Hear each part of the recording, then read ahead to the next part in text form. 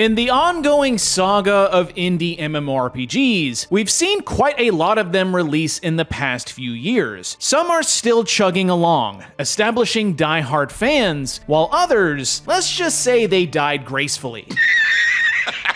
Now, that most likely would have been the fate for today's game. It had an incredibly rocky launch, riddled with tons of bugs, server issues, on top of it being a subscription-based MMO, which is not the easiest way to sell your game in today's market. Ethereal Echoes of Yore, an old-school retro MMORPG released in 2023, is the game that I'm referring to. Originally developed by Jellyberry Studios and published by Freedom Games, by all accounts should have shut down with all the hardships the game faced. But regardless of all the setbacks, the game did press on with steady updates. But like many of these indie projects, things started to look bleak, with the game's future beginning to look questionable. A poor launch, overwhelmingly negative game reviews, and a dwindling player population, it seemed destined to fail. But after Oath Games took over development last year, it's starting to see a redemption arc. Essentially, many of the problems that plagued Ethyrial during its first year have been nearly eliminated. The game has went 100% free to play since, and has had a ton of positive changes. But ultimately, is it worth playing now? Let's talk about it.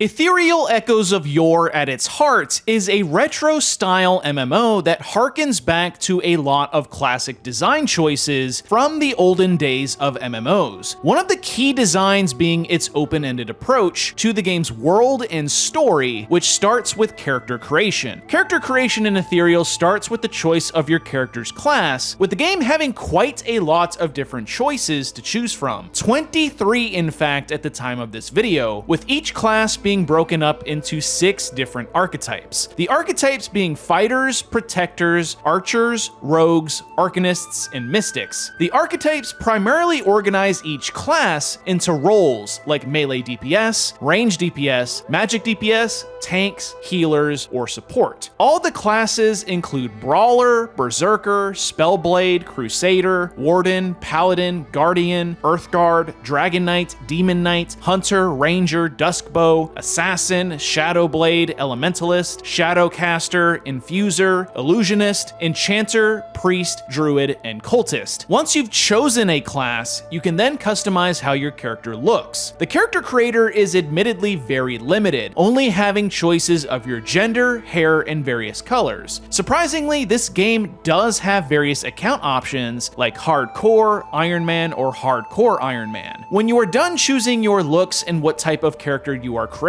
you'll choose a name and then begin the tutorial. The tutorial thematically has your character waking up in purgatory. Somehow you died, but the secretary here explains that it's not actually quite your time to move on. Before he brings us back to the world of the living, he teaches us the basic mechanics like movement, interacting with things, combat, and crafting. After our revival, we are brought to the main game, which from there, we are free to do anything we want, which at this point is where you'll learn the main features that Ethereal has to offer beyond what the tutorial teaches you. Here you'll also get more of a look at the game's simple graphics and music. Graphically, Ethereal is sorta all over the place. Environments and textures can sometimes be pretty detailed, with some areas even having effects like fog or lighting. On the other hand, a lot of the game is also incredibly flat, with character models probably being some of the most egregious examples. Unfortunately, this is just a result of the game using a lot of pre-made assets, which a lot of indie MMORPGs do. Of course, the developers have stated that they do plan to implement their own models, art, and animations at some point, but I can't help but laugh when you see different styles of models or environments that heavily clash with each other in terms of how they look. Musically, the game thankfully does have a soundtrack that fits the adventurous fantasy world it's going for.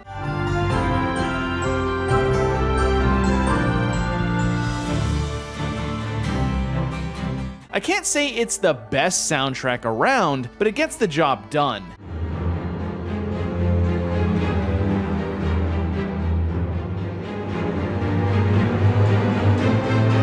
Once you start exploring the world of Ethyrial after the tutorial, you'll see that the game takes inspirations from a lot of different MMOs in its gameplay. Earlier I mentioned that Ethyrial takes a retro approach to its world and story. While Ethyrial does have a world filled with its own lore and stories to experience, it's really up to you as the player whether or not you want to engage with it. However, if you do choose to talk to NPCs, listen to what they say, or pay attention to the game's world, you can find a lot of hidden secrets, which is not something a lot of modern MMOs tend to do anymore. And personally, I love when games reward players for exploring the world. As you get your bearings though, your first steps will have you start by picking up quests, fighting new monsters, learning new skills, leveling up, and start engaging with the game's community. Combat in Ethyrial is the classic tab target based system. Players can click on enemies to start auto-attacking them, and you can use spells and abilities that are mapped to your hotbar. Depending on your class, combat can be drastically different, but for most of the early game, everything you'll be fighting is pretty brain dead, at least until you start running group dungeon content. Questing in Ethyrial is like a mix of RuneScape's puzzle-solving elements and traditional linear fetch task quests like in World of Warcraft. Some quests will be incredibly simple, having you do things like just slaying a certain amount of X monsters. Others will have multiple steps, asking the player to explore or bring specific items, find NPCs, or maybe even fight a unique boss. The game also has a town task board, similar to New World, where you can bring the requested crafted items to an NPC to be rewarded with XP and money. There is also tasks that will have you running dungeons or killing monsters too, so it's not just relegated to only crafting tasks. Finally, there is paths, which work essentially like achievement diaries from RuneScape, where you are given multiple small tasks to complete, and once you complete all of them, you get a major reward. All of the questing, combat, and rewards you get all help you progress your character. So let's talk about Ethyrial's progression. The progression in this game has multiple avenues from skill levels, character level, gear, talents. There is a lot here. So first up is your standard character level. Each character level slightly increases your stats, basically just vertically increasing your character's power, as well as letting you equip some gear that require your character meet a specific level. Gear, of course, also increases your character's power, offering higher protection and added stats, especially if you augment your gear with enchantments. Then there is skills and professions. If you are a fan of RuneScape, Ultima, Elder Scrolls Online, and heck, even Final Fantasy XI, this is where Ethyrial starts to really get interesting. Ethyrial has quite a lot of skills and professions that you can level up and acquire through your journey. Some professions aren't fully implemented yet, but in total, there is alchemy, blacksmithing, construction, cooking, enchanting, woodworking, fishing, herbalism, jewel crafting, leatherworking, mining, skinning, tailoring, woodcutting, researching, monster hunting, trading, and farming.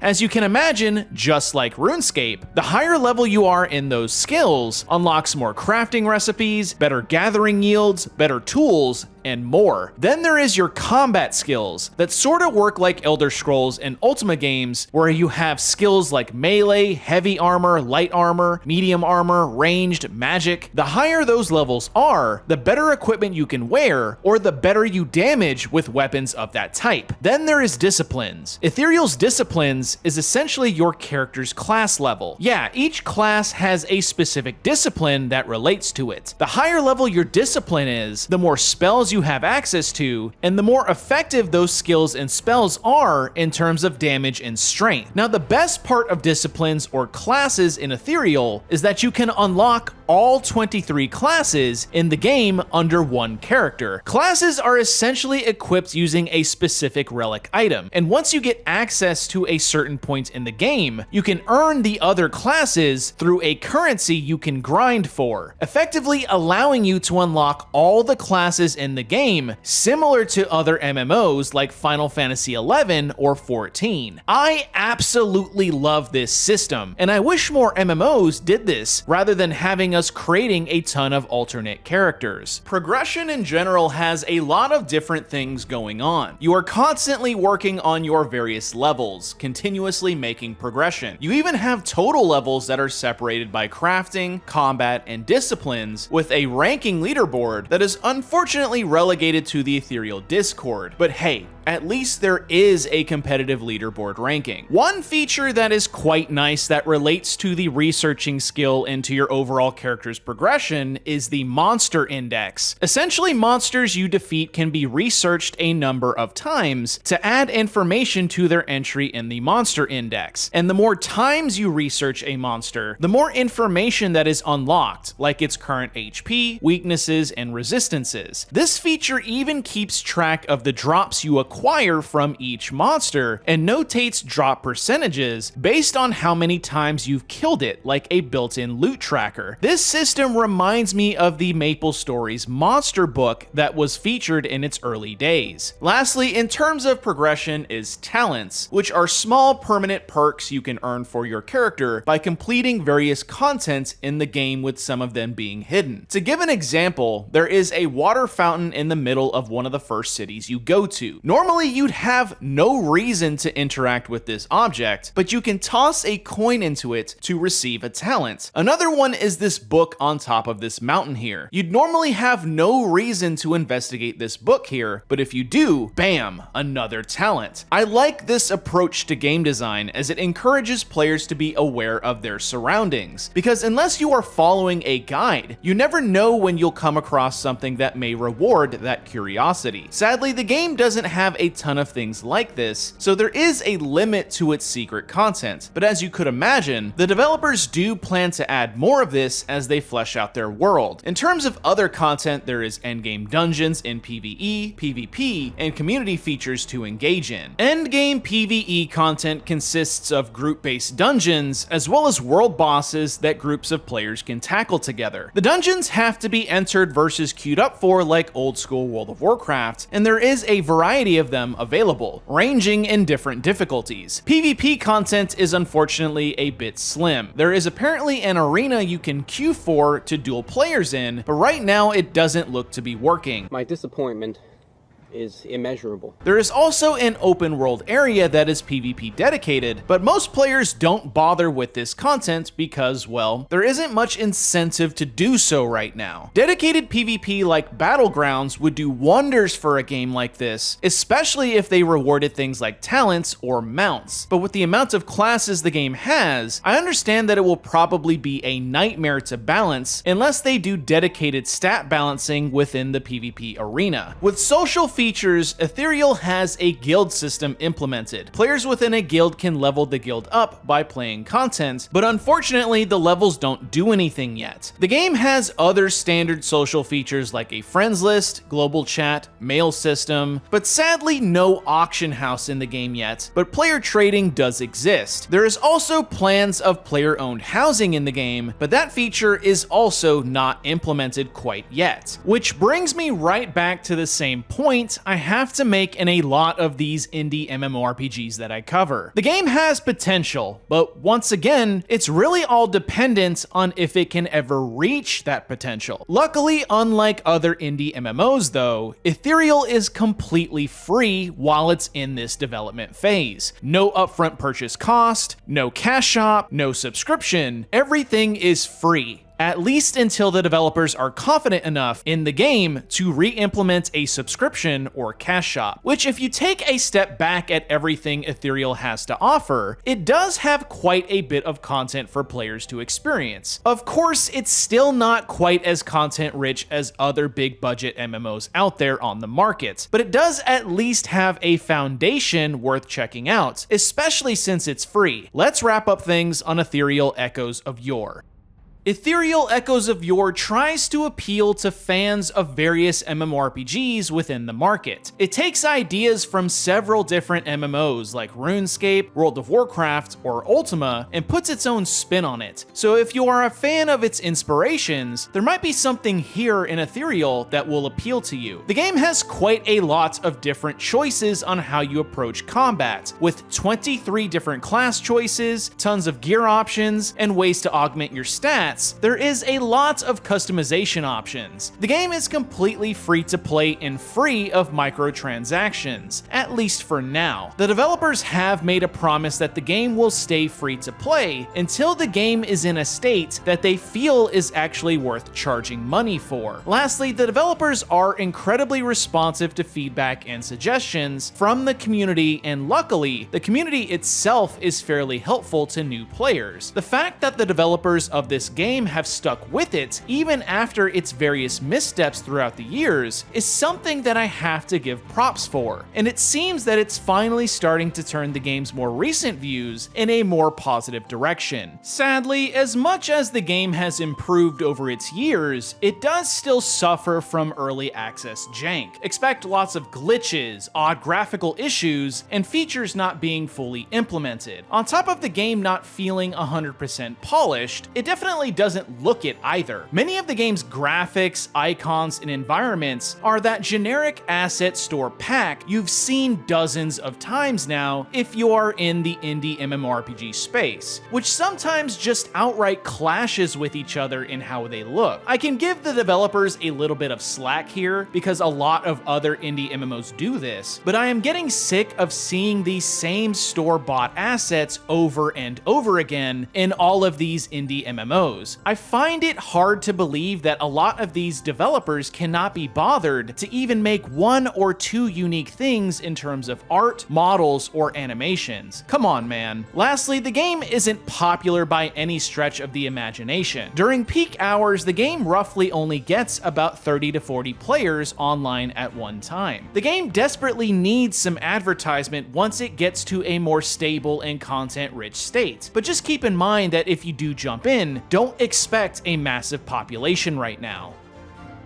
Well, that's Ethyrial Echoes of Yore, another promising indie MMO that has some cool features and gameplay. Of course, like a lot of these indie MMOs on the market, it has a lot of potential, and with its recent positive turnaround, maybe it will start to grow a bigger audience. But we'll have to wait and see where it ultimately goes. Anyways, are you playing Ethyrial Echoes of Yore? Comment down below and let me know. Don't forget to like the video and subscribe to my channel to support my content. Follow all my social media in the description below, and I hope to see you all next time.